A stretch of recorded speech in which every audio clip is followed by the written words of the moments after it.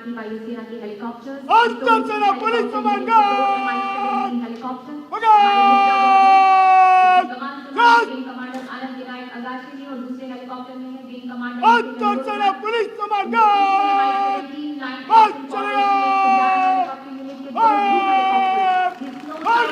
कमान संभालिए wing commander Abhijit Kumar ने, दूसरे helicopter में है विंग कमांडर के 111 हेलीकॉप्टर यूनिट भारतीय वायुसेना की पहली ऐसी यूनिट जिसने पूर्णतः स्वदेशी AFS-MK-111 को प्रतिस्थापित Wing Commander TVR Singh, the Guard Commander of the National Flag Guard, giving the command, and the Guard marching away.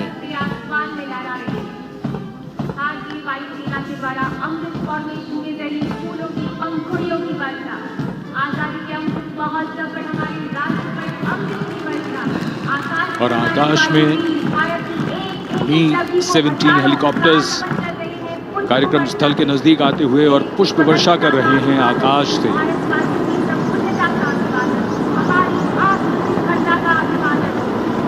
76वें स्वतंत्रता दिवस समारोह को एक नई ऊंचाई प्रदान करते हुए ये क्षण और उनके पीछे ध्रुव हेलीकॉप्टर्स।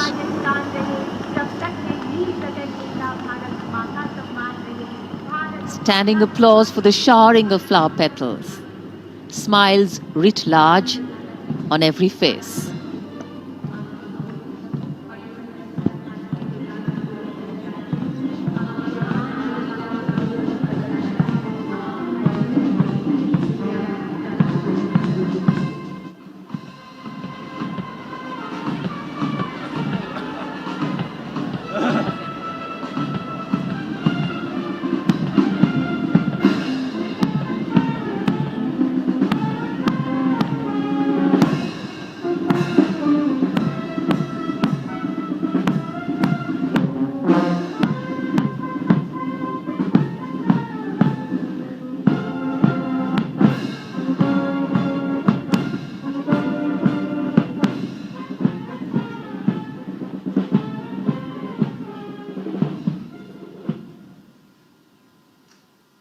आजादी के 75 वर्ष पूर्ण होने पर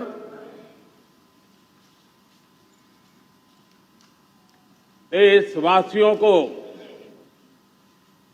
अनेक अनेक शुभकामनाएं, बहुत बहुत बधाई।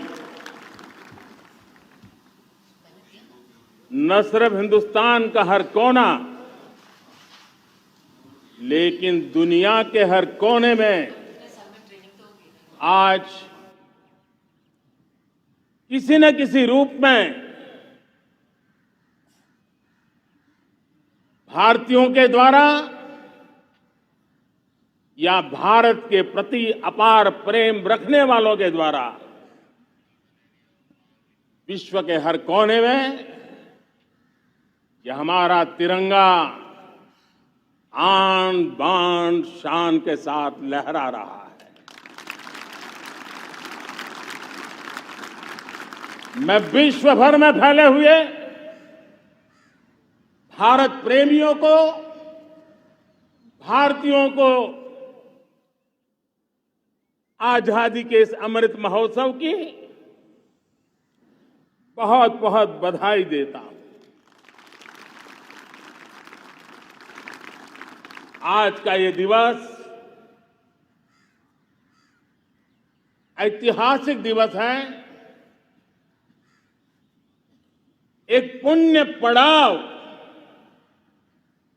एक नई राह नहीं था, कोई काल ऐसा नहीं था जब देशवासियों ने नमन करने का अवसर है, उनका ऋण स्वीकार करने का अवसर है और उनका स्मरण करते हुए उनके सपनों को जल्द से जल्द पूरा करने का संकल्प लेने का भी अवसर है।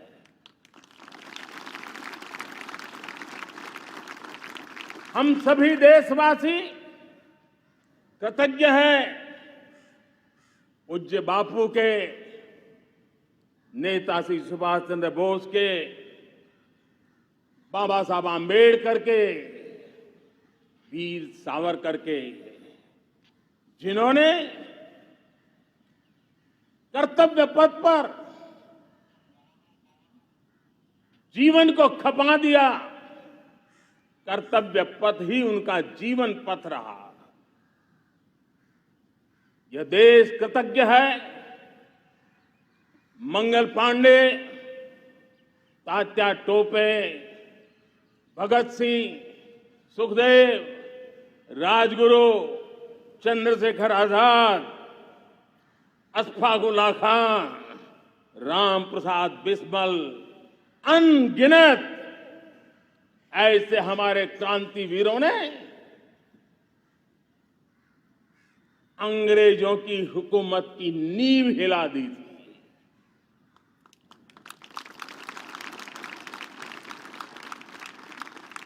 यह राष्ट्र कृतज्ञ है उन वीरांगनाओं के लिए, रानी लक्ष्मीबाई हो, झलकारी बाई, दुर्गा भाभी, रानी गाइदिन्लियो, रानी चेन्नम्मा, बेगम हजरत महल, वेलू निचियार। भारत की नारी शक्ति क्या होती है, भारत की नारी शक्ति का संकल्प क्या होता है, भारत की नारी त्याग और बलिदान की क्या पराकाष्ठा कर सकती है, वैसी अनगिनत वीरांगनाओं का स्मरण करते हुए हर हिंदुस्तानी गर्व से भर जाता है।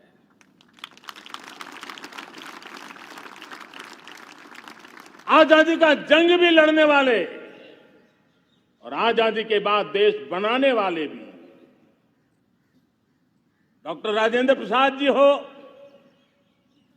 नेहरू जी हो, सरदार वल्लभ भाई पटेल, श्यामा प्रसाद मुखर्जी, लाल बहादुर शास्त्री, दीनदयाल उपाध्याय, जयप्रकाश नारायण, राम मनोहर लोहिया, आचार्य विनोबा भावे, नानाजी देशमुख, सुब्रमण्यम भारती, अनगिनत ऐसे महापुरुषों को आज नमन करने का अवसर है।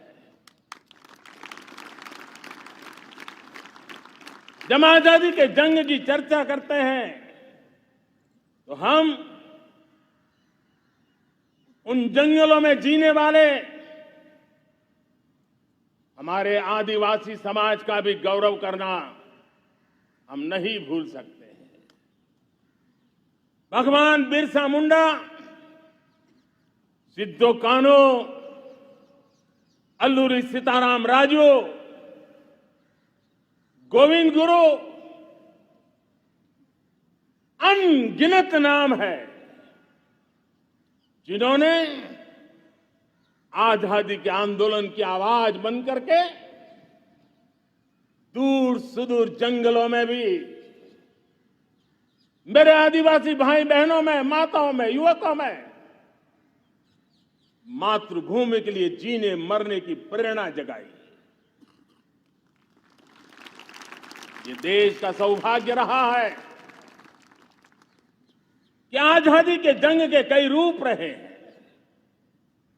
और उसमें एक रूप वो भी था जिसमें नारायण गुरु हो, स्वामी विवेकानंद हो, महर्षि अरविंदो हो, गुरुदेव रविंद्रनाथ टैगोर हो, ऐसे अनेक महापुरुष हिंदुस्तान के हर कोने में, हर काल में भारत की चेतना को जगाते रहे, भारत को चेतनवंत बनाते रहे। अमृत महोत्सव के दौरान देश ने पूरे एक साल से हम देख रहे हैं, 2021 में दांडी यात्रा से प्रारंभ हुआ, स्मृति दिवस को संवारते हुए हिंदुस्तान के हर जिले में, हर कोने में देशवासियों ने आजादी के अमृत महोत्सव के लक्षावधि कार्यक्रम किए हैं। शायद इतिहास में इतना विशाल, व्यापक, लंबा एक ही मकसद का उत्सव मनाया गया हो, वो शायद ये पहली घटना हुई होगी। और हिंदुस्तान के हर कोने में उन सभी महापुरुषों को याद करने का प्रयास किया गया जिनको किसी न किसी कारणवश इतिहास में जगह न मिली या उनको भुला दिया गया था। आज देश ने खोज खोज करके हर कोने में ऐसे वीरों को, महापुरुषों को, त्यागियों को, बलिदानियों को, सत्याग्रहियों को याद किया, नमन किया। अमृत महोत्सव के दरमियान इन सभी महापुरुषों को नमन करने का अवसर रहा। कल 14 अगस्त को भारत ने विभाजन विभीषिका स्मृति दिवस भी बड़े भारी मन से हृदय के गहरे गांवों को याद करते हुए उन कोटि कोटि जनों ने बहुत कुछ सहन किया था, तिरंगे की शान के लिए सहन किया था, मातृभूमि की मिट्टी से मोहब्बत के कारण सहन किया था और धैर्य नहीं खोया था। भारत के प्रति प्रेम ने नई जिंदगी की शुरुआत करने का उनका संकल्प नमन करने योग्य है, प्रेरणा पाने योग्य है। आज जब हम आजादी का अमृत महोत्सव मना रहे हैं तो पिछले 75 साल में देश के लिए जीने मरने वाले, देश की सुरक्षा करने वाले, देश के संकल्पों को पूरा करने वाले, चाहे सेना के जवान हो, पुलिस के कर्मी हो, शासन में बैठे हुए ब्यूरोक्रेट्स हो, जनप्रतिनिधि हो, स्थानीय स्वराज की संस्थाओं के शासक प्रशासक रहे हो, राज्यों के शासक प्रशासक रहे हो, केंद्र के शासक प्रशासक रहे हो, 75 साल में इन सबके योगदान को भी आज स्मरण करने का अवसर है और देश के कोटि कोटि नागरिकों को भी जिन्होंने 75 साल अनेक प्रकार की कठिनाइयों के बीच भी देश को आगे बढ़ाने के लिए अपने से जो हो सका वो करने का प्रयास किया है। मेरे प्यारे देशवासियों, 75 साल की हमारी ये यात्रा अनेक उतार चढ़ाव से भरी हुई है। सुख दुख की छाया मंडराती रही है और इसके बीच भी हमारे देशवासियों ने उपलब्धियां की है, पुरुषार्थ किया है, हार नहीं मानी है, संकल्पों को ओझल नहीं होने दिया है। और इसलिए और ये भी सच्चाई है कि सैकड़ों सालों के गुलामी के कालखंड ने भारत के मन को, भारत के मानवीय की भावनाओं को गहरे घाव किए थे, गहरी चोटें पहुंचाई थी, लेकिन उसके भीतर एक जिद भी थी, एक जिजीविषा भी थी, एक जुनून भी था, एक जोम भी था। और उसके कारण अभावों के बीच में भी, उपहास के बीच में भी, और जब आजादी का जंग अंतिम चरण में था तो देश को डराने के लिए, निराश करने के लिए, हताश करने के लिए सारे उपाय किए गए थे। अगर आजादी आई, अंग्रेज चले जाएंगे तो देश टूट जाएगा, बिखर जाएंगे, लोग अंदर अंदर लड़ करके मर जाएंगे, कुछ नहीं बचेगा, अंधकार युग में भारत चला जाएगा। न जाने क्या क्या आशंकाएं व्यक्त की गई थी, लेकिन उनको पता नहीं था ये हिंदुस्तान की मिट्टी है। इस मिट्टी में वो सामर्थ्य है जो शासकों से भी परे सामर्थ्य का एक अंतर प्रभार लेकर के जीता रहा है, सदियों तक जीता रहा है। और उसी का परिणाम है हमने क्या कुछ नहीं झेला।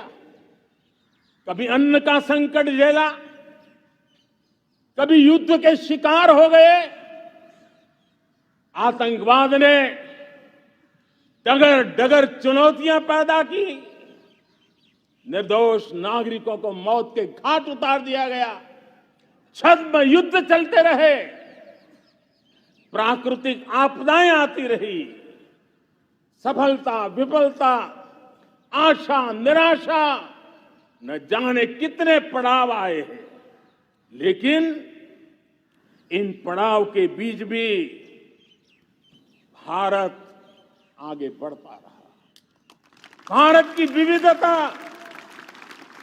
जो औरों को भारत के लिए बोझ लगती थी, वो भारत की विविधता ही भारत की एक अनमोल शक्ति है, शक्ति का एक अटूट प्रवाह है। और दुनिया को पता नहीं था कि भारत के पास एक इनहेरेंट सामर्थ्य है, एक संस्कार सरिता है, एक मन मस्तिष्क का विचारों का बंधन है, और वो है भारत लोकतंत्र की जननी है,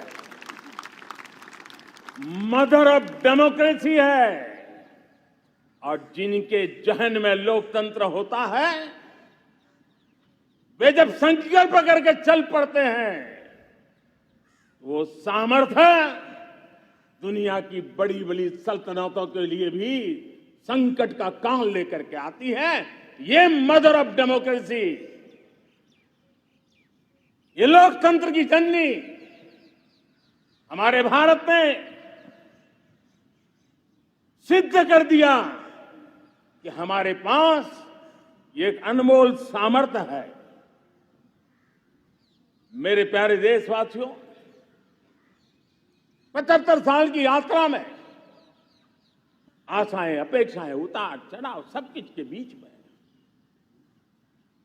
हर एक के प्रयास से हम जहां तक पहुंच पाए थे, पहुंचे थे। और 2014 में देशवासियों ने मुझे दायित्व दिया।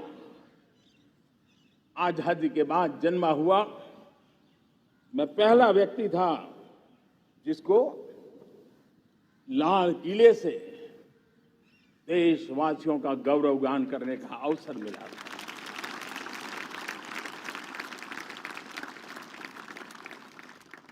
लेकिन मेरे दिल में जो भी आप लोगों से सीखा हूं, जितना आप लोगों को जान पाया हूं मेरे देशवासियों, आपके सुख दुख को समझ पाया हूं, देश की आशा अपेक्षाओं के भीतर वो कौन सी आत्मा बसती है, उसको जितना मैं समझ पाया हूं, उसको लेकर के मैंने अपना पूरा कालखंड देश के उन लोगों को एम्पावर करने में खपाया। मेरे दलित हो, शोषित हो, पीड़ित हो, वंचित हो, आदिवासी हो, महिला हो, युवा हो, किसान हो, दिव्यांग हो, पूरब हो, पश्चिम हो, उत्तर हो, दक्षिण हो, समुद्र का तट हो, हिमालय की कंदराएं हो, हर कोने में महात्मा गांधी का जो सपना था आखिर इंसान की चिंता करने का, महात्मा गांधी जी जो आकांक्षा थी अंतिम छोर पर बैठे हुए व्यक्ति को समर्थ बनाने की, मैंने अपने आप को उसके लिए समर्पित किया। और उन 8 साल का नतीजा और आजादी के इतने दशकों का अनुभव आज 75 साल के बाद जब अमृत काल की ओर कदम रख रहे हैं, अमृत काल की ये पहली प्रभात है, तब मैं एक ऐसे सामर्थ्य को देख रहा हूं और जिससे मैं गर्व से भर जाता हूं। देशवासियों, मैं आज देश का सबसे बड़ा सौभाग्य ये देख रहा हूं कि भारत का जनमन आकांक्षी जनमन है। एस्पिरेशनल सोसाइटी किसी भी देश की बहुत बड़ी अमानत होती है और हमें गर्व है कि आज हिंदुस्तान के हर कोने में, हर समाज के हर वर्ग में, हर तबके में आकांक्षाएं उफान पर है।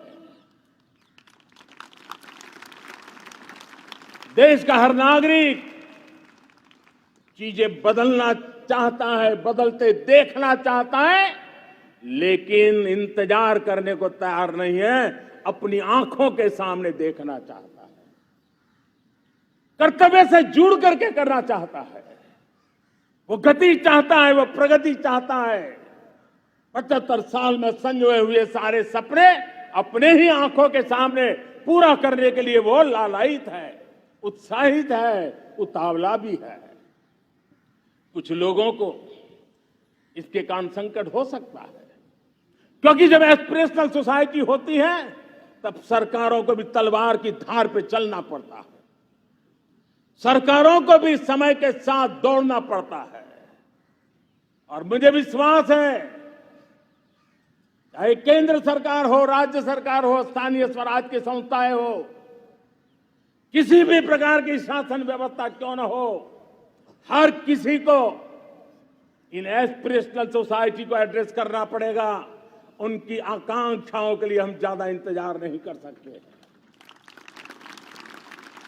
हमारे इस एस्पिरेशनल सोसाइटी ने लंबे अरसे तक इंतजार किया है, लेकिन अब वो अपनी आने वाली पीढ़ी को इंतजार में जीने के लिए मजबूर करने को तैयार नहीं है।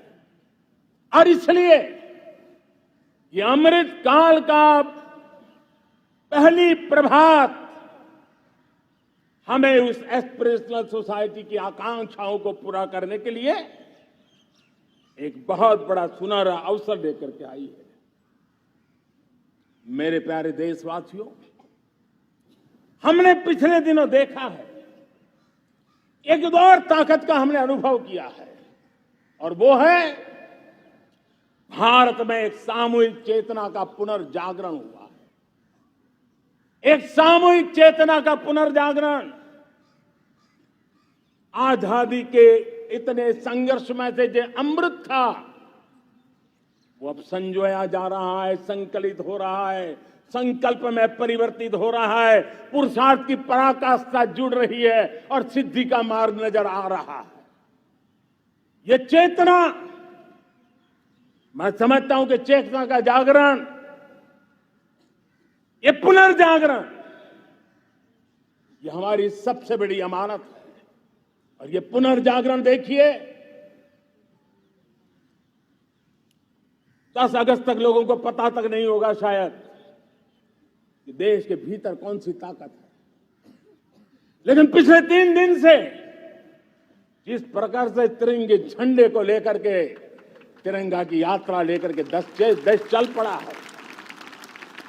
बड़े बड़े सोशल साइंस के एक्सपर्ट्स वे भी शायद कल्पना नहीं कर सकते कि मेरे भीतर के अंदर कितने, मेरे देश के भीतर कितना बड़ा सामर्थ्य है, एक तिरंगे झंडे ने दिखा दिया है। यह पुनर्चेतना, पुनर्जागरण का पल है। ये लोग समझ नहीं पाए हैं, जब देश जनता कर्फ्यू के लिए हिंदुस्तान का हर कोना निकल पड़ता है, तब उस चेतना की अनुभूति है। जब देश ताली थाली बजा करके कोरोना वॉरियर के साथ कंधे से कंधा मिला करके खड़ा हो जाता है, तब चेतना की अनुभूति होती है। जब दिया जला करके कोरोना वॉरियर की शुभकामना देने के लिए देश निकल पड़ता है, तब उस चेतना की अनुभूति होती है। दुनिया कोरोना के कालखंड में वैक्सीन लेना या न लेना, वैक्सीन काम का है कि नहीं है, उस उलझन में जी रहा था। उस समय मेरे देश के गांव गरीब भी 200 करोड़ डोज दुनिया को चौंका देने वाला काम करके दिखा देते हैं। यही चेतना है, यही सामर्थ्य है। इस सामर्थ्य ने आज देश को एक नई ताकत दी है। मेरे प्यारे भाइयों बहनों, तीसरा एक महत्वपूर्ण सामर्थ्य मैं देख रहा हूं, जैसे एस्पिरेशनल सोसाइटी, जैसे पुनर्जागरण, वैसे ही आजादी के इतने दशकों के बाद पूरे विश्व का भारत की तरफ देखने का नजरिया बदल चुका है। विश्व भारत की तरफ गर्व से देख रहा है, अपेक्षा से देख रहा है। समस्याओं का समाधान भारत की धरती पर दुनिया खोजने लगी है। दोस्तों, विश्व का ये बदलाव, विश्व की सोच में ये परिवर्तन 75 साल की हमारी अनुभव यात्रा का परिणाम है। हम जिस प्रकार से संकल्पों लेकर चल पड़े हैं, दुनिया इसे देख रही है और आखिरकार विश्व भी उम्मीदें लेकर के जी रहा है। उम्मीदें पूरे करने का सामर्थ्य कहां पड़ा है, वो उसे दिखने लगा है। मैं इसे त्रिशक्ति के रूप में देखता हूं, 3 सामर्थ्य के रूप में देखता हूं। और ये त्रिशक्ति है एस्पिरेशन की, पुनर्जागरण की और विश्व की उम्मीदों की। और इसे पूरा करने के लिए हम जानते हैं दोस्तों, आज दुनिया में एक विश्वास जगने में मेरे देशवासियों की बहुत बड़ी भूमिका है। 130 करोड़ देशवासियों ने कई दशकों के अनुभव के बाद स्थिर सरकार का महत्व क्या होता है, राजनीतिक स्थिरता का महत्व क्या होता है, पॉलिटिकल स्टेबिलिटी दुनिया में किस प्रकार की ताकत दिखा सकती है, नीतियों में कैसा सामर्थ्य होता है, उन नीतियों पर विश्व का कैसे भरोसा बनता है, ये भारत ने दिखाया है और दुनिया भी इसे समझ रही है। और हम जब राजनीतिक स्थिरता हो, नीतियों में गतिशीलता हो, निर्णयों में तेजी हो, सर्वव्यापकता हो, सर्वसमावेशकता हो, तो विकास के लिए हर कोई भागीदार बनता है। हमने सबका साथ सबका विकास का मंत्र लेकर के हम चले थे, लेकिन देखते ही देखते देशवासियों ने सबका विश्वास और सबका प्रयास से उसमें और रंग भर दिए हैं। और इसलिए हमने देखा है हमारी सामूहिक शक्ति को, हमारे सामूहिक सामर्थ्य को हमने देखा है। आजादी का अमृत महोत्सव जिस प्रकार से बनाया गया, जिस प्रकार से हर जिले में 75 अमृत सरोवर बनाने का अभियान चल रहा है, गांव गांव के लोग जुड़ रहे हैं, कार सेवा कर रहे हैं, अपने प्रयत्नों से अपने गांव में जल संरक्षण के लिए बड़ा अभियान चला रहे हैं। और इसलिए भाइयों बहनों, चाहे स्वच्छता का अभियान हो, चाहे गरीबों के कल्याण का काम हो, देश आज पूरी शक्ति से आगे बढ़ रहा है। लेकिन भाइयों बहनों, हम लोग आजादी के अमृत काल में हमारी 75 साल की यात्रा को, उसका गौरवगान करते रहेंगे, अपनी ही पीठ थपथपाते रहेंगे, तो हमारे सपने कहीं दूर चले जाएंगे। और इसलिए 75 साल का कालखंड कितना ही शानदार रहा हो, कितने ही संकटों वाला रहा हो, कितने ही चुनौतियों वाला रहा हो, कितने ही सपने अधूरे दिखते हो, उसके बावजूद भी आज जब हम अमृत काल में प्रवेश कर रहे हैं, अगले 25 वर्ष हमारे देश के लिए अत्यंत महत्वपूर्ण है।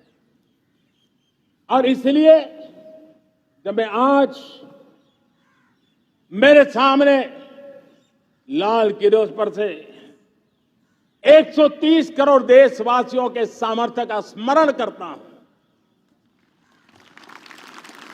उनके सपनों को देखता हूं, उनके संकल्पों की अनुभूति करता हूं, तो साथियों मुझे लगता है आने वाले 25 साल के लिए हमें उस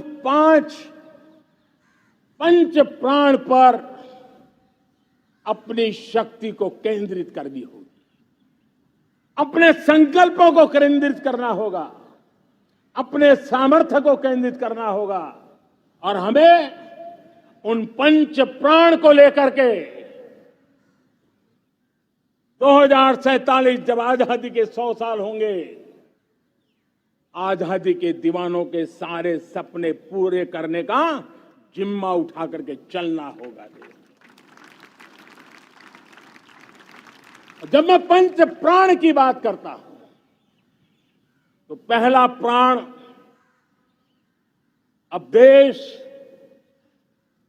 बड़े संकल्प लेकर के ही चलेगा, बहुत बड़े संकल्प लेकर के चलना होगा और वो बड़ा संकल्प है विकसित भारत। अब उससे कुछ कम नहीं होना चाहिए, बड़ा संकल्प। दूसरा प्राण है किसी भी कोने में हमारे मन के भीतर, हमारे आदतों के भीतर गुलामी का एक भी अंश अगर भी अभी भी है तो उसको किसी भी हालत में बचने नहीं देना।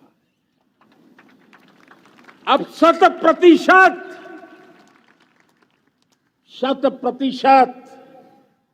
सैकड़ों साल की गुलामी ने जहां हमें जकड़ कर रखा है, हमारे मनोभाव को बांध करके रखा हुआ है, हमारी सोच में विकृतियां पैदा करके रखी है, हमें गुलामी की छोटी चीज भी कहीं नजर आती है, हमारे भीतर नजर आती है, हमारे आसपास नजर आती है, हमें उससे मुक्ति पानी ही होगी। ये हमारा दूसरी प्राण शक्ति है। तीसरी प्राण शक्ति, हमें हमारी विरासत पर गर्व होना चाहिए, हमारी विरासत के प्रति, क्योंकि यही विरासत है जिसने कभी भारत को स्वर्णिम काल दिया था, और यही विरासत है जो समयानुकूल परिवर्तन करने की आदत रखती है, यही विरासत है जो काल बाह्य छोड़ती रही है, नित्य नूतन स्वीकारती रही है। और इसलिए इस विरासत के प्रति हमें गर्व होना चाहिए।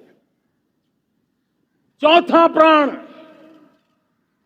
वो भी उतना ही महत्वपूर्ण है और वो है एकता और एकजुटता। 130 करोड़ देशवासियों में एकता, न कोई अपना न कोई पराया। एकता की ताकत एक भारत श्रेष्ठ भारत के सपनों के लिए हमारा चौथा प्राण है। और पांचवा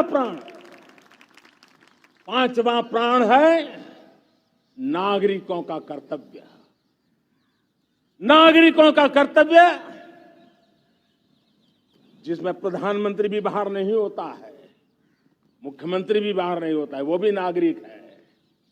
नागरिकों का कर्तव्य, यह हमारे आने वाली 25 साल के सपनों को पूरा करने के लिए एक बहुत बड़ी प्राण शक्ति है। मेरे प्यारे देशवासियों, जब सपने बड़े होते हैं,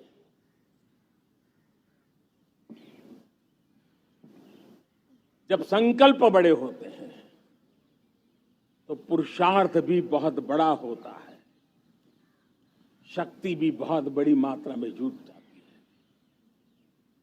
अब कोई कल्पना कर सकता है कि देश 40, 42, के कालखंड को याद कीजिए। देश उठ खड़ा हुआ था।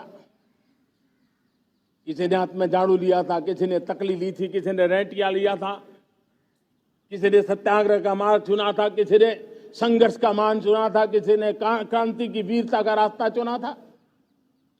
लेकिन संकल्प बड़ा था, आजादी।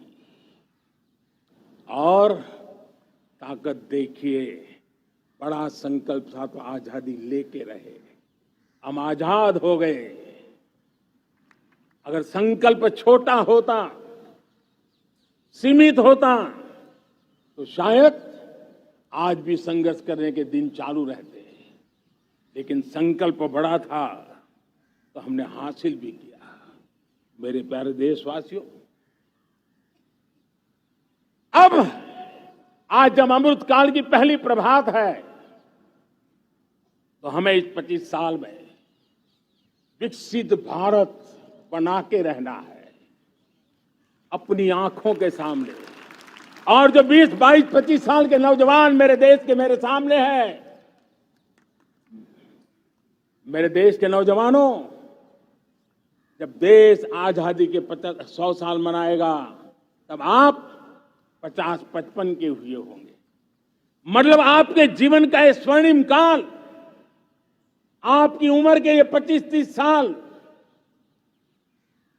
भारत के सपनों को पूरा करने का काल है।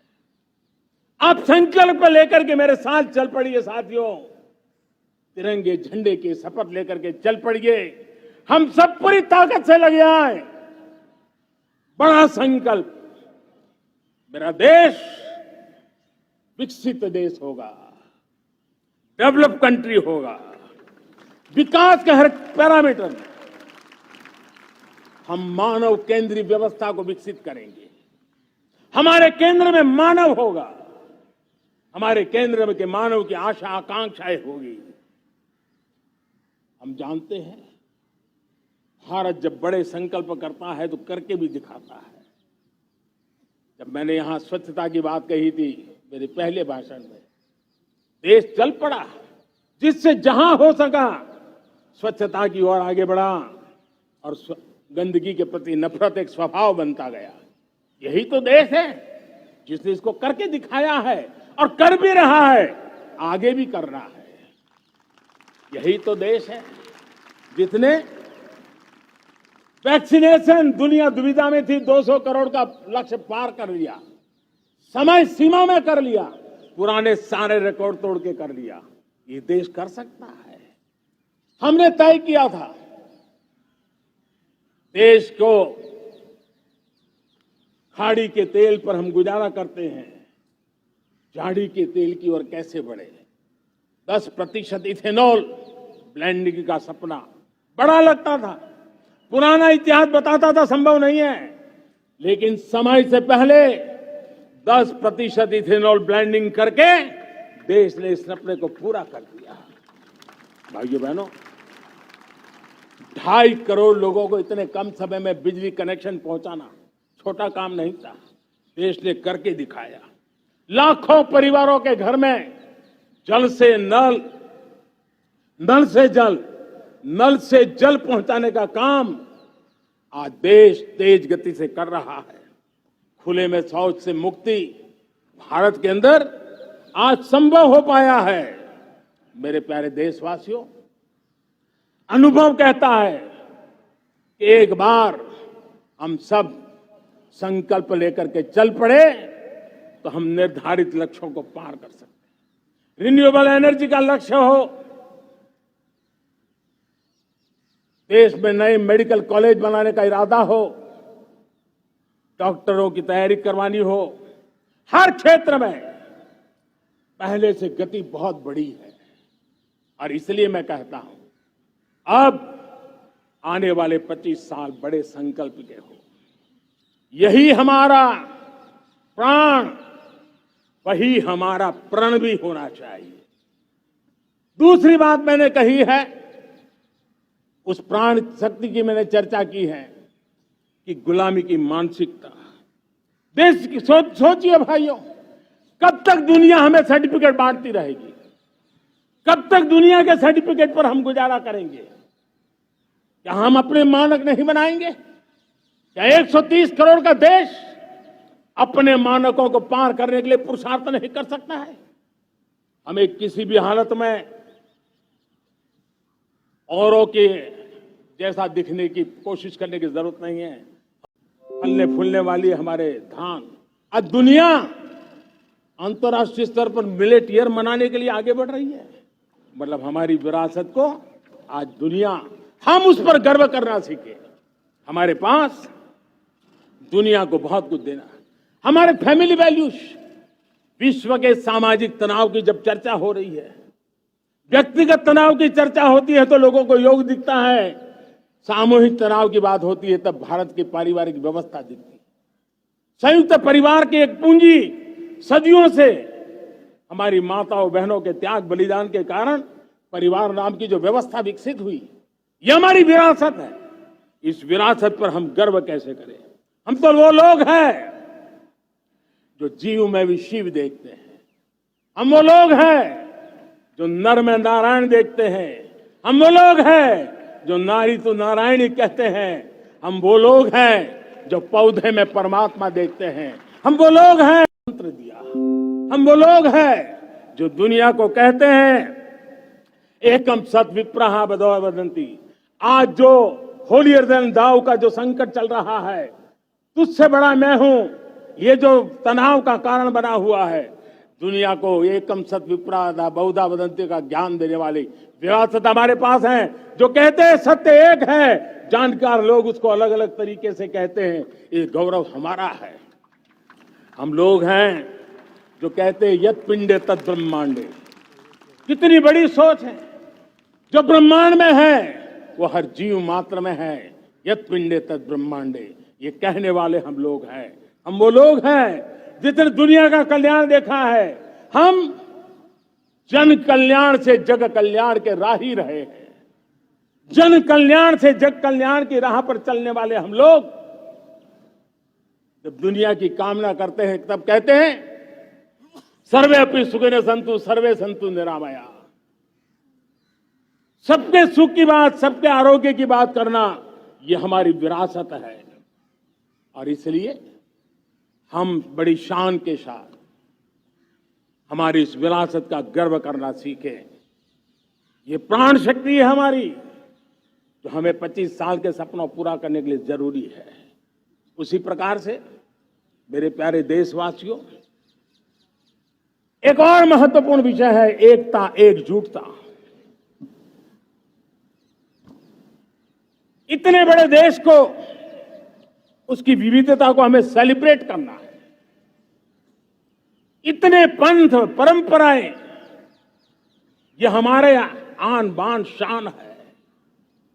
कोई नीचा नहीं, कोई ऊंचा नहीं है, सब बराबर है। कोई मेरा नहीं, कोई पराया नहीं, सब अपने हैं। ये भाव एकता के लिए बहुत जरूरी है। घर में भी एकता की नींव तभी रखी जाती है जब बेटे बेटी एक समान हो। अगर बेटे बेटी एक समान नहीं होंगे तो एकता के मंत्र नहीं गूंज सकते हैं। जेंडर इक्वलिटी हमारी एकता के लिए पहली शर्त।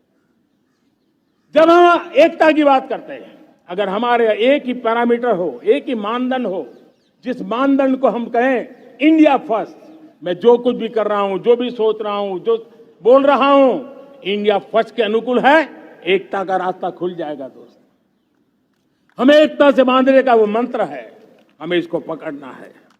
मुझे पूरा विश्वास है कि हम समाज के अंदर ऊंच नीच के भेदभावों से, मेरे तेरे के भेदभावों से हम सब की पुजारी बने।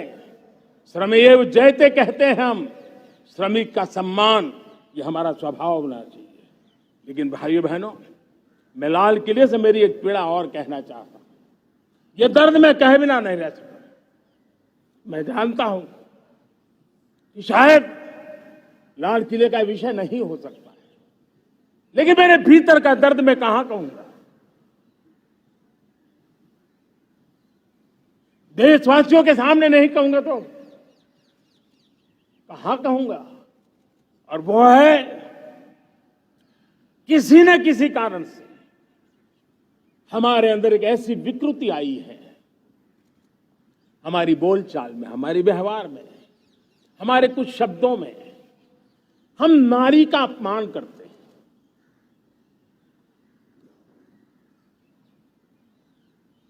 क्या हम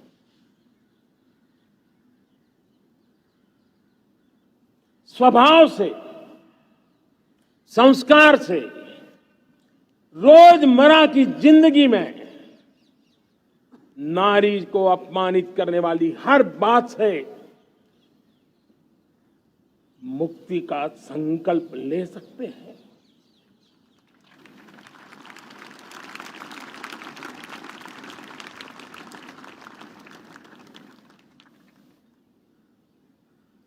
नारी का गौरव राष्ट्र के सपने पूरे करने में बहुत बड़ी पूंजी बनने वाला है। यह सामर्थ्य मैं देख रहा हूं और इसलिए मैं इस बात का आग्रही हूं। मेरे प्यारे देशवासियों, मैं 5वीं प्राण शक्ति की बात करता हूं और वो 5वीं प्राण शक्ति है नागरिक का कर्तव्य। दुनिया में जिन जिन देशों ने प्रगति की है, जिन जिन देशों ने कुछ अचीव किया है, व्यक्तिगत जीवन में भी जिसने अचीव किया है, कुछ बातें उभर करके सामने आती हैं। एक, अनुशासित जीवन। दूसरा, कर्तव्य के प्रति समर्पण। व्यक्ति की जीवन की सफलता हो, समाज की हो, परिवार की हो, राष्ट्र की हो, ये मूलभूत मार्ग है, ये मूलभूत प्राण शक्ति है और इसलिए हमें कर्तव्य पर बल देना ही होगा। यह शासन का काम है कि बिजली 24 घंटे पहुंचाने के लिए प्रयास करे, लेकिन ये नागरिक का कर्तव्य है कि जितनी ज्यादा यूनिट बिजली बचा सकते बचाएं। हर खेत में पानी पहुंचाना सरकार की जिम्मेवारी है, सरकार का प्रयास है, लेकिन पर ड्रॉप मोर क्रॉप, पानी बचाते हुए आगे बढ़ना, मेरे हर खेत से आवाज उठनी चाहिए।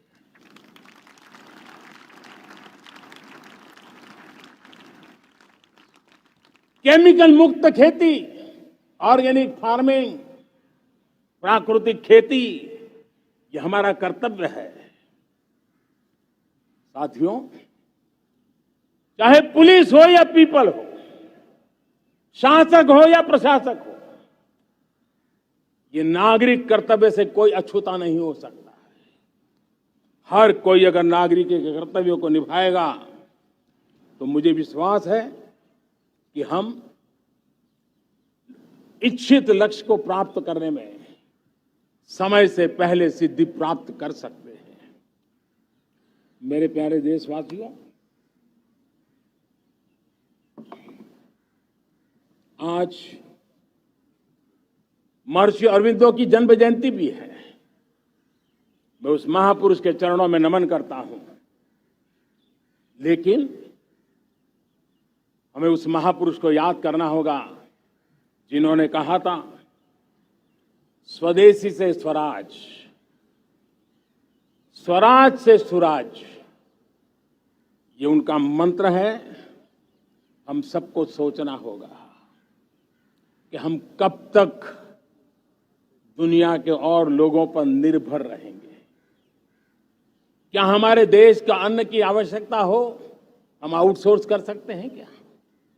जब देश ने तय कर लिया कि हमारा पेट हम खुद भरेंगे, देश ने करके दिखाया कि नहीं दिखाया?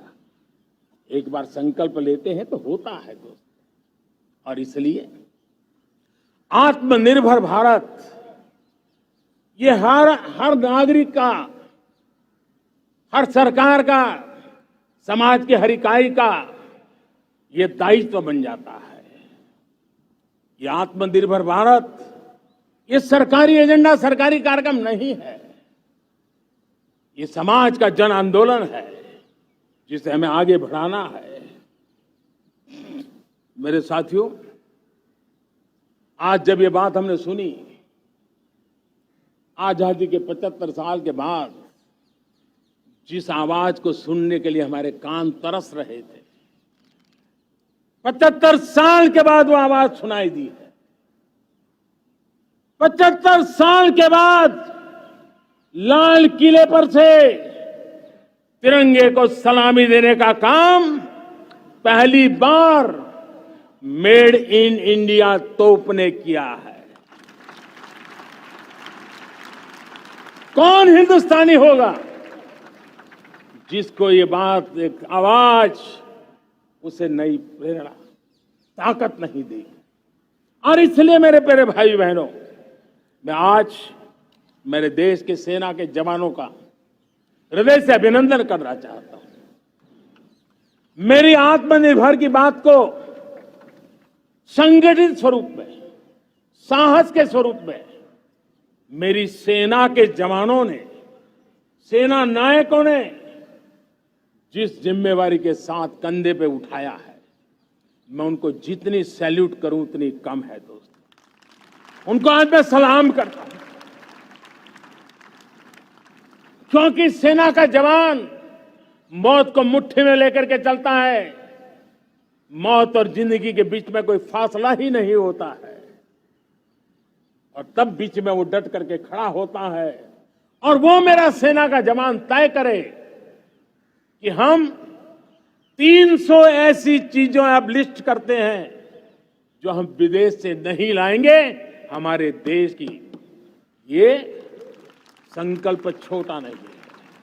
मुझे इस संकल्प में भारत के आत्मनिर्भर भारत के उज्जवल भविष्य के वो बीज मैं देख रहा हूं, जो इस सपने को वटवृक्ष में परिवर्तित करने वाले हैं।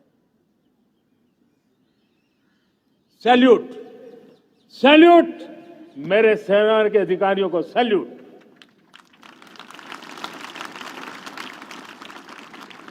मैं आज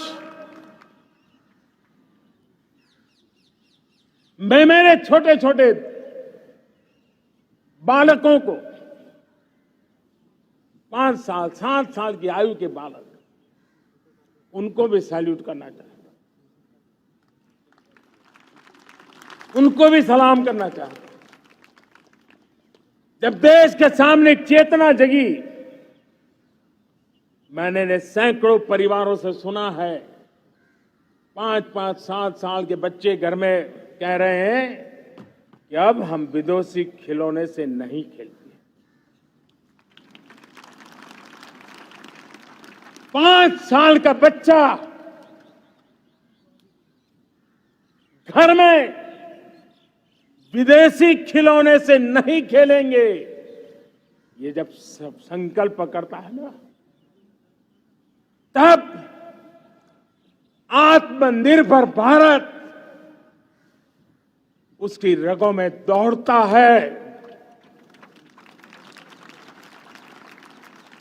आज देखिए, पीएलआई स्कीम 1 लाख करोड़ रुपया दुनिया के लोग हिंदुस्तान में अपना नसीब आजमाने आ रहे हैं, टेक्नोलॉजी लेकर के आ रहे हैं,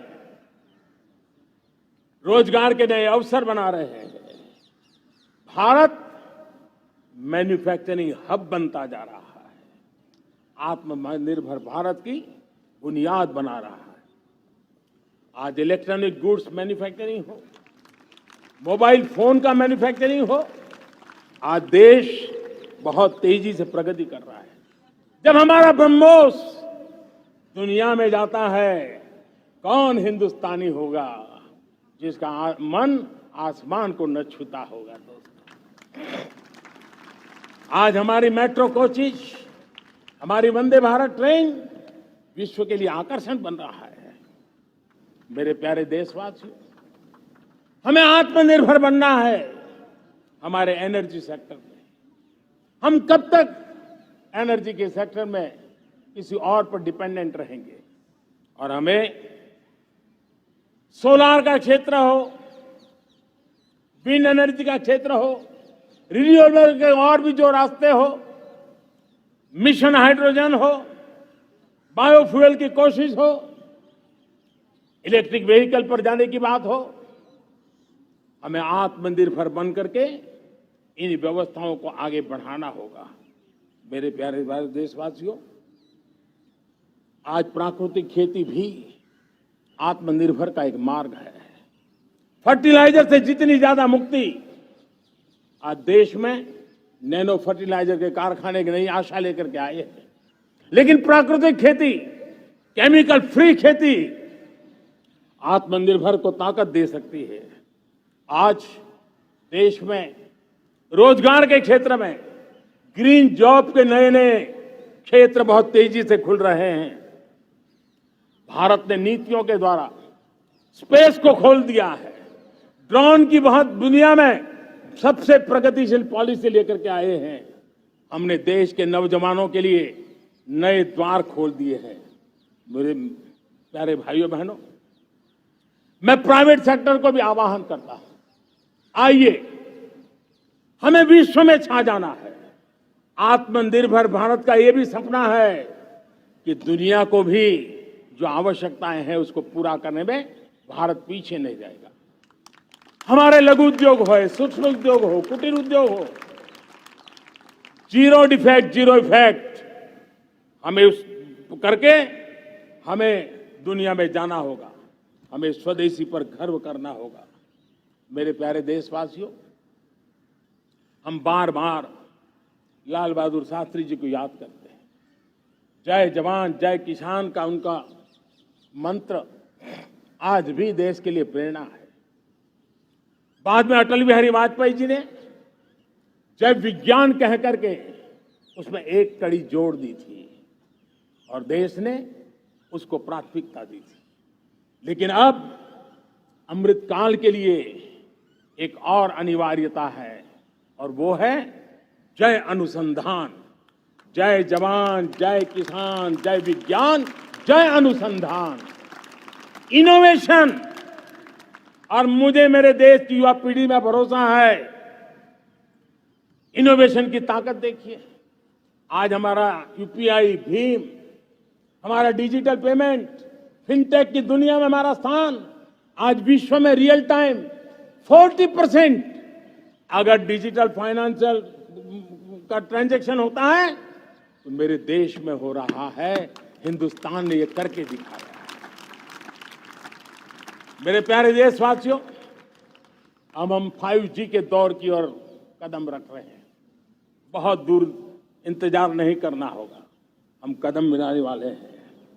हम ऑप्टिकल फाइबर गांव-गांव में पहुंचा रहे हैं। डिजिटल इंडिया का सपना गांव से गुजरेगा, ये मुझे पूरी जानकारी है। आज मुझे खुशी है, हिंदुस्तान के 4 लाख कॉमन सर्विस सेंटर्स गांवों में विकसित हो रहे हैं। गांव के नौजवान बेटे बेटियां कॉमन सर्विस सेंटर चला रही हैं।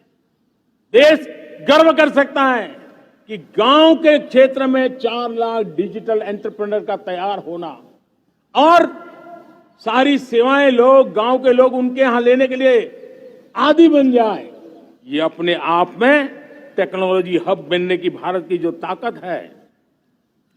मेरे प्यारे देशवासियों, ये जो डिजिटल इंडिया का मूवमेंट है, जो सेमीकंडक्टर की ओर हम कदम मांड रहे हैं, 5G की ओर कदम मांड रहे हैं, ऑप्टिकल फाइबर का नेटवर्क बिछा रहे हैं, ये सिर्फ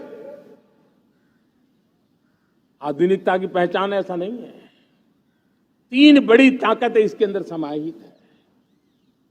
शिक्षा में आमूलचूल क्रांति, ये डिजिटल माध्यम से आने वाली है। स्वास्थ्य सेवाओं में आमूलचूल क्रांति डिजिटल से आने वाली है। कृषि जीवन में भी बहुत बड़ा बदलाव डिजिटल से आने वाला है। एक नया विश्व तैयार हो रहा है। भारत उसे आगे बढ़ाने के लिए, और मैं साफ देख रहा हूं दोस्तों, ये डेकेड मानव जात के लिए टेकेड का समय है, टेक्नोलॉजी का डेकेड है। भारत के लिए तो ये टेकेड जिसका मन टेक्नोलॉजी से जुड़ा हुआ है, आईटी की दुनिया में भारत ने अपना एक लोहा बनवा लिया है, तो ये टेकेड का सामर्थ्य भारत के प्यास है। हमारा अटल इनोवेशन मिशन, हमारे इंक्यूबेशन सेंटर, हमारे स्टार्टअप एक नया पूरा क्षेत्र का विकास कर रहे हैं। युवा पीढ़ी के लिए नए अवसर लेकर के आ रहे हैं। स्पेस मिशन की बात हो, हमारा डीप ओशन मिशन की बात हो, समुद्र की गहराई में जाना हो या हमें आसमान को छूना हो, ये नए क्षेत्र हैं जिसको लेकर के हम आगे बढ़ रहे हैं। मेरे प्यारे देशवासियों, हम इस बात को न भूलें, और भारत ने सदियों से देखा हुआ है, जैसे देश में कुछ नमूना रूप कामों की जरूरत होती है, कुछ बड़ी बड़ी ऊंचाइयों की जरूरत होती है, लेकिन साथ साथ धरातल पर मजबूती बहुत आवश्यक होती है। भारत की आर्थिक विकास की संभावनाएं धरातल की मजबूती से जुड़ी हुई है, और इसलिए हमारे छोटे किसान, उनका सामर्थ्य, हमारे छोटे उद्यमी, उनका सामर्थ्य, हमारे लघु उद्योग, कुटीर उद्योग, सूक्ष्म उद्योग, रेहड़ी पटरी वाले लोग, घरों में काम करने वाले लोग, ऑटो रिक्शा चलाने वाले लोग, बस सेवाएं देने वाले लोग, ये समाज का जो सबसे बड़ा तबका है, इसका सामर्थ्यवान होना भारत के सामर्थ्य की गारंटी है। और इसलिए हमारे आर्थिक विकास की ये जो मूलभूत जमीनी ताकत है, उस ताकत को सर्वाधिक बल देने की दिशा में हमारा प्रयास चल रहा है। मेरे प्यारे देशवासियों, हमारे पास 75 साल का अनुभव है। हमने 75 साल में कई सारी सिद्धियां भी प्राप्त की हैं। हमने 75 साल के अनुभव में नए सपने भी संजोए हैं, नए संकल्प भी लिए हैं। लेकिन अमृतकाल के लिए हमारे मानव संसाधन का ऑप्टिमम आउटकम कैसे हो, हमारी प्राकृतिक संपदा का ऑप्टिमम आउटकम कैसे हो, इस लक्ष्य को लेकर के हमें चलना है। और तब मैं पिछले कुछ सालों से अनुभव से कहना चाहता हूं, आपने देखा होगा, आज अदालत के अंदर देखिए, हमारी वकील के क्षेत्र में काम करने वाले हमारी नारी शक्ति किस ताकत के साथ नजर आ रही है। आप ग्रामीण क्षेत्र में जनप्रतिनिधि के रूप में देखिए, हमारी नारी शक्ति किस मिजाज से, समर्पित भाव से अपनी गांवों की समस्याओं को सुलझाने में लगी हुई है। आज ज्ञान का क्षेत्र देख लीजिए, विज्ञान का क्षेत्र देख लीजिए, हमारे देश की नारी शक्ति सिरमौर नजर आ रही है। आज हम पुलिस में देखें, हमारी नारी शक्ति लोगों की सुरक्षा की जिम्मेवारी उठा रही है। हम जीवन के हर क्षेत्र में देखें, खेलकूद का मैदान देखें या युद्ध की भूमि देखें, भारत की नारी शक्ति एक नए सामर्थ्य, नए विश्वास के साथ आगे आ रही है। मैं इसको भारत की 75 साल की जो यात्रा में जो योगदान है, उसमें अब कई गुना योगदान आने वाले 25 साल में मैं मेरी नारी शक्ति का देख रहा हूं, मेरी माताओं, बहनों का, मेरी बेटियों का देख रहा हूं। और इसलिए ये सारे हिसाब किताब से ऊपर है, सारे आपके पैरामीटर से अतिरिक्त है। हम इस पर जितना ध्यान देंगे, हम जितने ज्यादा अवसर हमारी बेटियों को देंगे, जितनी सुविधाएं हमारी बेटियों के लिए केंद्रित करेंगे, आप देखना वो हमें बहुत कुछ लौटा करके देगी, वो देश को इस ऊंचाई पर ले जाएगी। इस अमृत काल में जो सपने पूरे करने में जो मेहनत लगने वाली है, अगर हमारी नारी शक्ति की मेहनत जुड़ जाएगी, व्यापक रूप से जुड़ जाएगी, तो हमारी मेहनत कम होगी, हमारा समय सीमा भी कम हो जाएगी, हमारे सपने और तेजस्वी होंगे, और ओजस्वी होंगे, और दैदीप्यमान होंगे। और इसलिए आइए साथियों, हम जिम्मेवारियों को लेकर आगे बढ़े। मैं आज भारत के संविधान के निर्माताओं का भी धन्यवाद करना चाहता हूं, तो उन्होंने जो हमें फेडरल स्ट्रक्चर दिया है, उसके स्पिरिट को बनाते हुए उसकी भावनाओं का आदर करते हुए हम कंधे से कंधा मिला करके इस अमृत काल में चलेंगे तो सपने साकार होकर के रहेंगे। कार्यक्रम भिन्न हो सकते हैं, कार्यशैली भिन्न हो सकती है, लेकिन संकल्प भिन्न नहीं हो सकते। राष्ट्र के लिए सपने भिन्न नहीं हो सकते।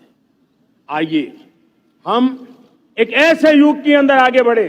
मुझे याद है जब मैं गुजरात का मुख्यमंत्री था, केंद्र में हमारे विचार की सरकार नहीं थी, लेकिन मेरे गुजरात में हर जगह पे मैं एक ही मंत्र लेके चलता था कि भारत के विकास के लिए गुजरात का विकास, भारत का विकास हम कहीं पर भी हो, हम सबके मन मस्तिष्क में रहना चाहिए। हमारे देश के कई राज्य हैं जिन्होंने देश को आगे बढ़ाने में बहुत भूमिका अदा की है, नेतृत्व किया है, कई क्षेत्रों में उदाहरण काम किए हैं। ये हमारे फेडरलिज्म को ताकत देते हैं। लेकिन आज समय की मांग है कि हमें कोऑपरेटिव फेडरलिज्म के साथ साथ कोऑपरेटिव कॉम्पिटिटिव फेडरलिज्म की जरूरत है। हमें विकास की स्पर्धा की जरूरत है। हर राज्य को लगना चाहिए वो राज्य आगे निकल गया, मैं इतनी मेहनत करूंगा, मैं आगे निकल जाऊंगा। उसने ये 10 अच्छे काम किए हैं, मैं 15 अच्छे काम करके दिखाऊंगा। उसने 3 साल में पूरा किया है, मैं 2 साल में करके दिखाऊंगा। हमारे राज्यों के बीच में, हमारी सर्विस सरकार की सभी इकाइयों के बीच में वो स्पर्धा का वातावरण चाहिए जो हमें विकास की नई ऊंचाइयों पर ले जाने के लिए प्रयास करे। मेरे प्यारे देशवासियों, इस 25 वर्ष का अमृत काल के लिए जब हम चर्चा करते हैं, तब मैं जानता हूं चुनौतियां अनेक हैं, मर्यादाएं अनेक हैं, मुसीबतें भी हैं, बहुत कुछ है। हम इसको कम नहीं आंकते हैं, रास्ते खोजते हैं, लगातार कोशिश कर रहे हैं। लेकिन 2 विषयों को तो मैं यहां आज चर्चा करना चाहता हूं। चर्चा अनेक विषयों पर हो सकती है, लेकिन मैं अभी समय की सीमा के कारण 2 विषयों पर चर्चा करता हूं। और मैं मानता हूं हमारे इन सारी चुनौतियों को कारण, विकृतियों के कारण, बीमारियों के कारण इस 25 साल का अमृतकाल, उस पर शायद अगर हमने समय रहते नहीं चेते, समय रहते समाधान नहीं किए, तो वो ये विकराल रूप ले सकते हैं। और इसलिए मैं सबकी चर्चा न करते हुए 2 पर जरूर चर्चा करना चाहता हूं। एक है भ्रष्टाचार, दूसरा है भाई भतीजावाद, परिवारवाद। भारत जैसे लोकतंत्र में जहां लोग गरीबी से जूझ रहे हैं, जब ये तरफ से देखते हैं, एक तरफ वो लोग हैं जिनके पास रहने के लिए जगह नहीं है, दूसरी पर वो तरह लोग हैं जिनको अपना चोरी किया हुआ माल रखने के लिए जगह नहीं है। ये स्थिति अच्छी नहीं है। और इसलिए हमें भ्रष्टाचार के खिलाफ पूरी ताकत से लड़ना है। पिछले 8 वर्षों में डायरेक्ट बेनिफिट ट्रांसफर के द्वारा, आधार, मोबाइल, इन सारे आधुनिक व्यवस्थाओं का उपयोग करते हुए 2 लाख करोड़ रुपए जो गलत हाथों में जाते थे, उसको बचा करके देश की भलाई के लिए काम लगाने में हम सफल हुए हैं। जो लोग पिछली सरकारों में बैंकों को लूट लूट करके भाग गए, उनकी संपत्तियां जब्त कर करके वापस लाने की कोशिश कर रहे हैं। कईयों को जेलों में जीने के लिए मजबूर करके रखा हुआ है। हमारी कोशिश है जिन्होंने देश को लूटा है उनको लौटाना पड़े, वो स्थिति हम पैदा करेंगे। भाइयों बहनों, अब भ्रष्टाचार के खिलाफ मैं साफ देख रहा हूं कि हम एक निर्णायक कालखंड में कदम रख रहे हैं। बड़े बड़े चमरबंदी भी बच नहीं पाएंगे। इस मिजाज के साथ भ्रष्टाचार के खिलाफ एक निर्णायक कालखंड में अब हिंदुस्तान कदम रख रहा है। और मैं लाल किले की प्राचीर से बड़ी जिम्मेवारी के साथ कह रहा हूं। और इसलिए भाइयों बहनों,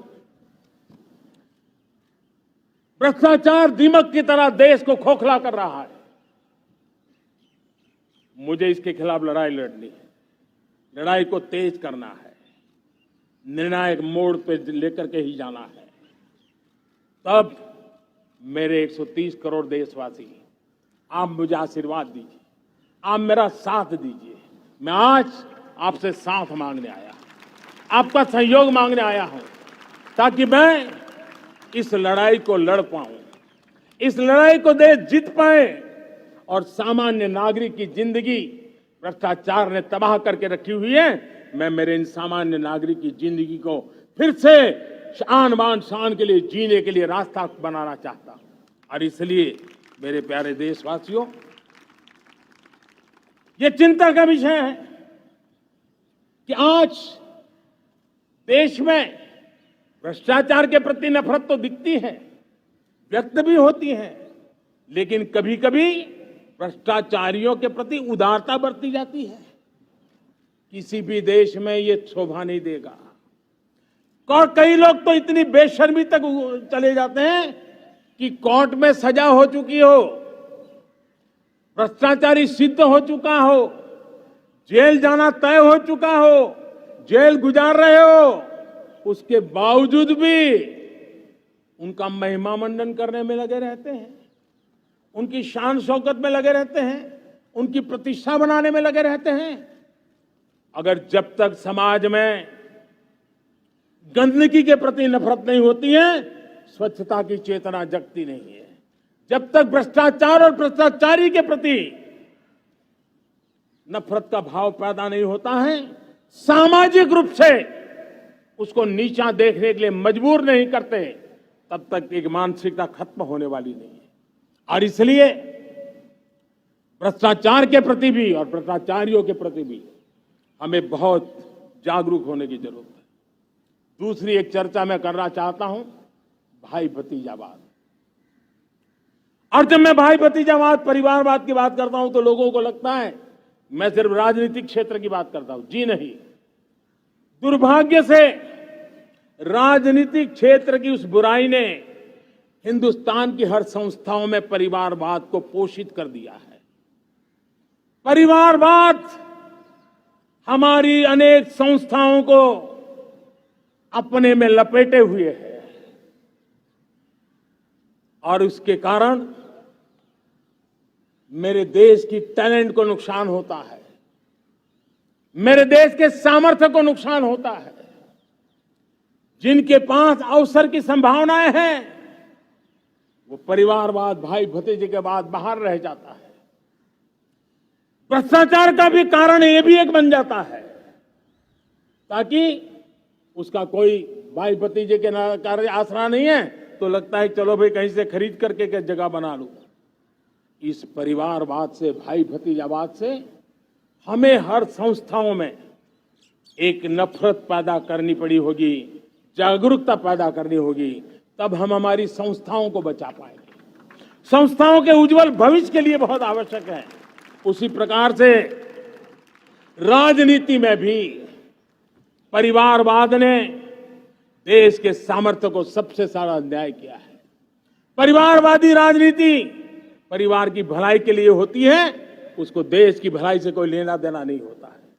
और इसलिए लाल किले की प्राचीर से तिरंगे झंडे के आन बान शान के नीचे भारत के संविधान का स्मरण करते हुए मैं देशवासियों को खुले मन से कहना चाहता हूं, आइए हिंदुस्तान के राजनीति के शुद्धिकरण के लिए भी, हिंदुस्तान की सभी संस्थाओं के शुद्धिकरण के लिए भी हमें देश को इस परिवारवादी मानसिकता से मुक्ति दिला करके योग्यता के आधार पर देश को आगे ले जाने की ओर बढ़ना होगा। यह अनिवार्यता है, वरना हर किसी का मन कुंठित रहता है, कि मैं उसके लिए योग्य था, मुझे नहीं मिला, क्योंकि मेरा कोई चाचा, मामा, पिता, दादा, दादी, नाना, नानी कोई वहां थे नहीं। ये मनस्थिति किसी भी देश के लिए अच्छी नहीं। मेरे देश के नौजवानों, मैं आपके उज्जवल भविष्य के लिए, आपके सपनों के लिए, मैं भाई भतीजावाद के खिलाफ लड़ाई में आपका साथ चाहता हूं। परिवारवादी राजनीति के खिलाफ लड़ाई में मैं आपका साथ चाहता हूं। ये संवैधानिक जिम्मेवारी मानता हूं मैं, ये लोकतंत्र की जिम्मेवारी मानता हूं मैं, ये लाल किले के प्राचीर से कही गई बात की ताकत में मानता हूं, और इसलिए मैं आज आपका अवसर चाहता हूं। हमने देखा पिछले दिनों खेलों में, ऐसा तो नहीं है कि देश के पास पहले प्रतिभाएं नहीं रही होंगी, ऐसा तो नहीं है कि खेलकूद की दुनिया में हिंदुस्तान के नौजवान, हमारे बेटे बेटियां कुछ कर नहीं सकते, लेकिन सिलेक्शन भाई भतीजेवाद की चैनल से गुजरते थे, और उसके कारण वो खेल के मैदान तक, उस देश तक तो पहुंच जाते थे। जीत हार से उन्हें लेना देना नहीं था, लेकिन जब ट्रांसपेरेंसी आई, योग्यता के आधार पर खिलाड़ियों का चयन होने लगा, पूर्ण पारदर्शिता से खेल के मैदान में सामर्थ्य का सम्मान होने लगा, आज देखिए दुनिया में खेल के मैदान में भारत का तिरंगा फहरता है, भारत का राष्ट्रगान गाया जाता है, गर्व होता है, और परिवारवाद से मुक्ति होती है, भाई भतीजावाद से मुक्ति होती है, तो ये नतीजे आते हैं। मेरे प्यारे देशवासियों, ये ठीक है, चुनौतियां बहुत हैं। अगर इस देश के सामने करोड़ों संकट हैं, तो करोड़ों समाधान भी है, और मेरा 130 करोड़ देशवासियों पर भरोसा है। 130 करोड़ देशवासी निर्धारित लक्ष्य के साथ, संकल्प के प्रति समर्पण के साथ, जब 130 करोड़ देशवासी एक कदम आगे रखते हैं ना, तो हिंदुस्तान 130 करोड़ कदम आगे बढ़ जाता है। इस सामर्थ्य को लेकर के हमने आगे बढ़ना है। इस अमृत काल में, जब ये अमृत काल की पहली बेला है, पहली प्रभात है, हमें आने वाले 25 साल को एक पल भी भूलना नहीं है। एक एक दिन, समय का प्रत्येक क्षण, जीवन का प्रत्येक कण मातृभूमि के लिए जीना, और तभी आजादी के दीवानों को हमारी सच्ची श्रद्धांजलि होगी। तभी 75 साल तक देश को यहां तक पहुंचाने में जिन जिन लोगों ने योगदान किया, उनका पुण्य स्मरण हमें काम आएगा। मैं देशवासियों से आग्रह करते हुए, नई संभावनाओं को संजोते हुए, नए संकल्पों को पार करते हुए, आगे बढ़ने का विश्वास लेकर के आज अमृत काल का आरंभ करते हैं। आजादी का अमृत महोत्सव अब अमृत काल की दिशा में पलट चुका है, आगे बढ़ चुका है। तब इस अमृत काल में सबका प्रयास अनिवार्य है, सबका प्रयास ही परिणाम लाने वाला है। टीम इंडिया की भावना ही देश को आगे बढ़ने वाली है। 130 करोड़ देशवासियों की ये टीम इंडिया एक टीम के रूप में आगे बढ़ करके सारे सपनों को साकार करेंगी। इसी पूरे विश्वास के साथ मेरे साथ बोलिए, जय Hind,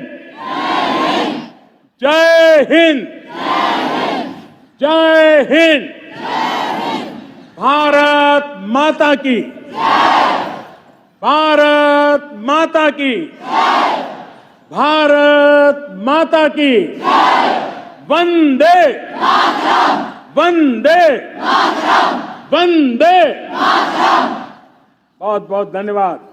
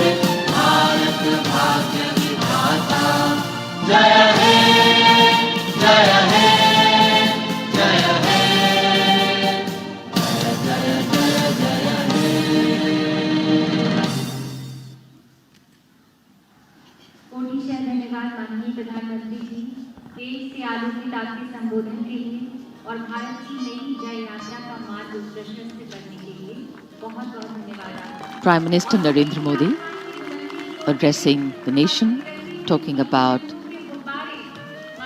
the government, its policies, and what it has in store. And here the pale blue of a monsoon sky, seeing the rising and collective aspirations of a nation. देश के लिए विजन भी और नए डिसीजन भी, इन महत्वपूर्ण संबोधनों के दूरगामी प्रभाव हम सबने देखे हैं। हालात बदलने के लिए सोच बदलना बेहद जरूरी है। माननीय प्रधानमंत्री का ऐतिहासिक संबोधन लाल किले की प्राचीर से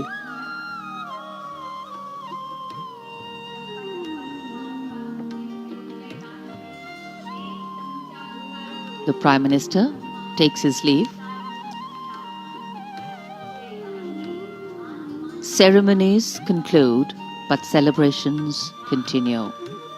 The most powerful way for us to celebrate, of course, is to live the values that democracy stands for. And as we step into the 76th year of our independence, the completed figure of 75 leaves us with a responsibility greater than ever before. Have we achieved what we envisioned for ourselves? If we've made progress, have we managed to ensure that the most needy have also been included? If we are achieving scale and implementation, what is the quality that we have been able to deliver? Times are changing very rapidly. Relevance of what we have achieved to the advancements made have never been so critical as it is today. Agility, mobility, flexibility and transferability. These are the abilities most in demand today, and as a fast developing economy, we need to constantly adapt. लाल किले पर मुख्य समारोह में राष्ट्र को संबोधित करने के पश्चात अब प्रधानमंत्री लाल किले की प्राचीर से प्रस्थान कर रहे हैं। आज यहां चारों ओर तिरंगे का रंग छाया है। देश के नगर नगर, गांव गांव तिरंगे से सजे हैं। स्वतंत्रता दिवस पर प्रधानमंत्री का भाषण एक ऐसा खास मौका होता है जिसमें देश की दिशा की झलक भी होती है और महत्वपूर्ण नीतियों की शुरुआत भी। प्रजातंत्र में संवाद एक महत्वपूर्ण घटना होती है और पूरा देश इस अवसर की प्रतीक्षा करता है। And this is the outer side of the Lahori Gate. The Prime Minister with his carcade will soon exit from this gate. These are two mechanized elephants as a part of the special decorations today, and this is a zoom out shot of the same place. Doordarshan's specially positioned cameras to give you the best angles possible, the best experience of viewing this celebration. India is like no other land in the world. It harbors so many creeds since time immemorial. And today we have evolved into a multifaceted nation whose character has different tones, but the ultimate composition is forever one. And days like today, when the Prime Minister of the nation addresses the nation from the ramparts of Red Fort, we resolve to rededicate ourselves to the country. इस बार लाल किले और आसपास की जो सजावट है वो नए आयाम छूती हुई। हमारी आजादी का अमृत महोत्सव राष्ट्र को संबोधित करने के बाद माननीय प्रधानमंत्री प्रस्थान कर रहे हैं। इस बार का समारोह और भी यादगार इसलिए बन गया है कि जन जन की इसमें भागीदारी है। लोगों ने इस बार अपने घरों पर तिरंगे फहराए हैं, तिरंगा यात्राएं निकाली हैं, उनमें शामिल हुए हैं।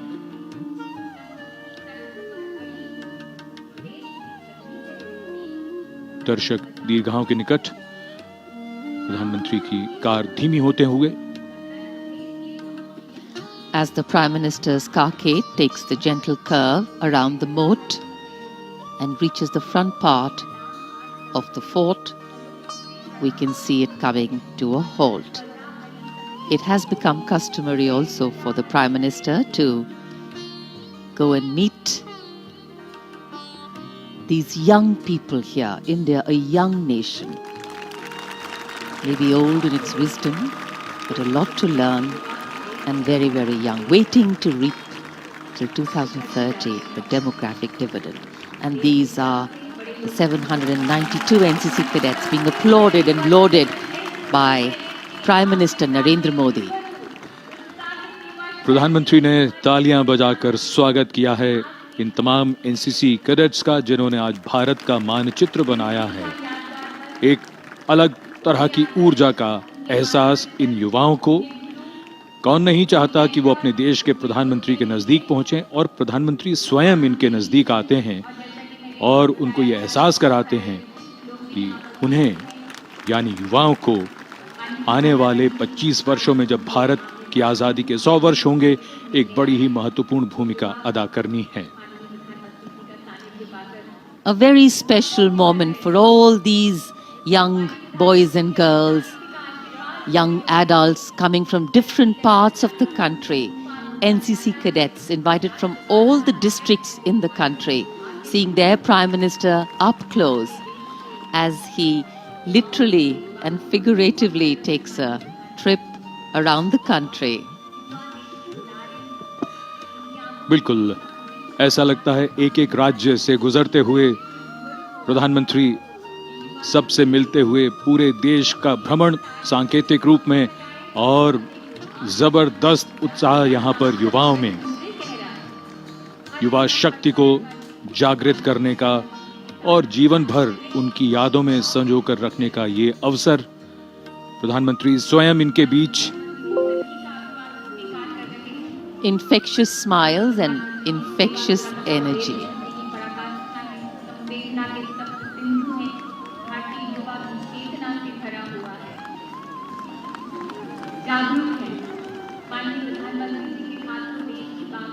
Pictures being captured for posterity.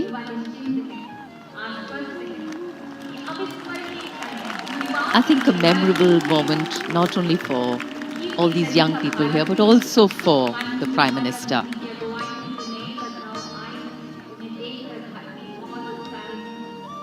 His ability to connect with them, to collect their wishes, have conversations with them, and we can see that interaction. Pure delight writ large on their faces. प्रधानमंत्री जिस भाव से इन युवाओं से मिले हैं, और जब भी यहाँ आते हैं और इन छात्रों और युवाओं से मिलते हैं, उनके लिए एक कभी न भूलने वाला अवसर बन जाता है।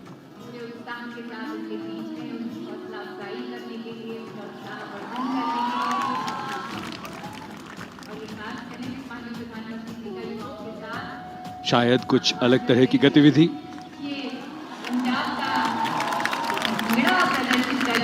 So the energy being translated literally